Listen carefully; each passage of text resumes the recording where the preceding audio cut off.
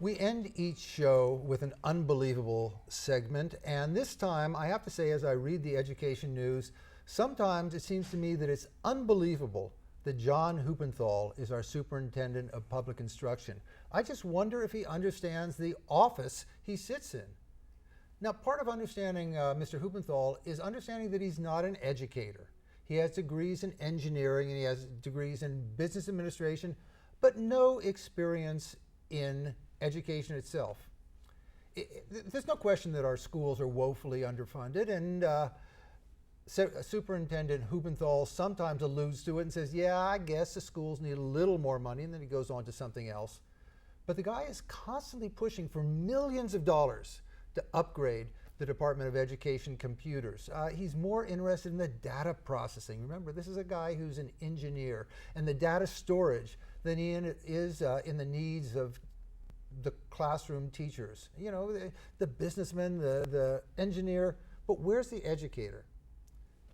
Not only does he not really advocate for money for the schools, but he advocates for students and funding to leave the public schools.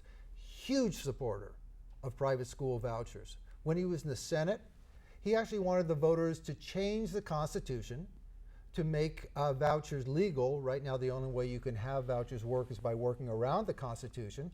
And he wanted to institute a voucher program that way. Recently, and this was truly unbelievable, Huppenthal lent his voice and the authority of his office to a robocall that went out to parents, encouraging them to send their children to private school. Here's what he said. Here's a quote. He said, "I have great news for you." Great news. "I want you to know about a state program that provides money for parents to offer alternative educational choices for children, including private school. That's right. You may be able to send your child to private school for free." This is the Superintendent of Public Instruction? Well, he says, "I'm not the Superintendent of Public Instruction. I'm the Superintendent of Instruction for the Public." Come on, Mr. Huppenthal. I'm an English teacher. I know the difference. When you have the word public before instruction, it refers to publicly funded. It refers connected to the government. So public education is education that's publicly funded, taxpayer funded, connected with the government. Instruction for the public means everyone at large. They're very, very different words. But there's one word you didn't allude to, Mr. Huppenthal, and that's the word superintendent. A superintendent, according to the dictionary definition, is one who is responsible for the directing and managing of something. So you're supposed to be directing and managing public instruction. Well, you don't direct or manage private schools. You have no oversight on them.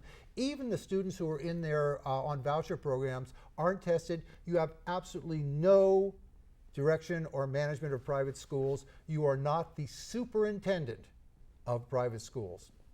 Well, but when it comes to Tucson public schools, I have to say, Huppenthal superintends far more than he should. He's a real micromanager. If you know the history of what he did with the Mexican American Studies program, making sure that it got shut down, now he's constantly putting the culturally relevant curriculum, which is replace the Mexican American Studies, under scrutiny and asking for all kinds of documents from the district. This he wants to spend a great deal of time with, which is really outside of his parameters as someone who's supposed to be overseeing and not micromanaging what's going on in school districts.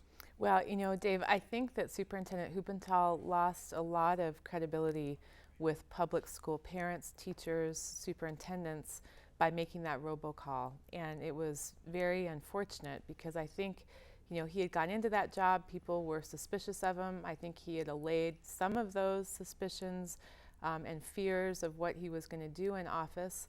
But I think this really eroded any confidence that had been placed in him, and I don't know why he did it. There have been revelations that the group that he did this for, the Alliance for School Choice, one of their partners had helped fund an independent expenditure committee that helped him in the last election. He is running against a primary opponent this year. Maybe he felt that he had to reach out to primary voters. But you're right, he's a very strong proponent of private schools. And, you know, that's a fine attitude to have, but it's a conflict of interest, really, when you're the superintendent of public instruction, as you've noted. Yeah, he's a pretty savvy politician, and he showed that on the campaign trail. He doesn't know so much about American history, which he showed also on the campaign trail when he talked about Benjamin Franklin. That's another issue, but it was scandalous how poorly he represented the history of this great figure in American history. But basically, when it comes to education, he's still a politician. He's still not an educator, and he doesn't think about what's best, what's at the core of education, No. what's best for students. I think this type of incident makes you wonder whether or not that position should be an appointed position, as it is in some states, rather than an elected position. And again, it depends on what type of governor you elect. Of course. But maybe there could be some sort of a commission that provides names, much as the way that we appoint judges in the state of Arizona. Maybe there might be other ways of doing it. Yeah. I don't know.